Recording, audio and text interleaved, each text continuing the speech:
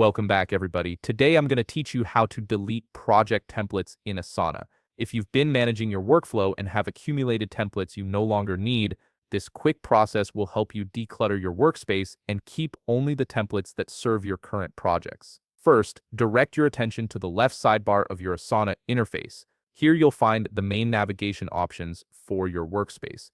Click on Workflow. This section houses all your automation and template management tools, making it the central hub for streamlining your project processes. Once you're in the workflow section, you'll see several options appear in the submenu.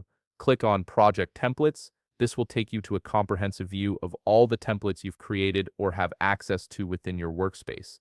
It's essentially your template library where you can manage, edit, or remove any template as needed.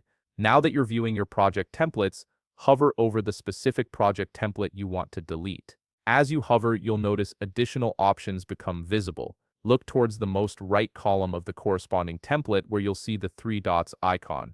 This icon represents more actions and gives you access to additional management options for that particular template. Click on the three dots icon to reveal a drop-down menu with various actions you can take.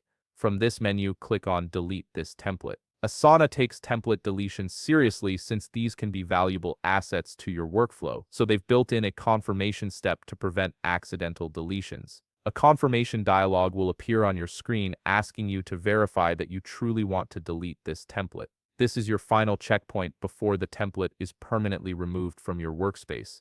Click Delete in the confirmation dialog to complete the deletion process. Your template will now be removed from your project templates library, helping you maintain a clean and organized workflow system. If you found this video helpful, please leave a like, subscribe, and see you in the next video.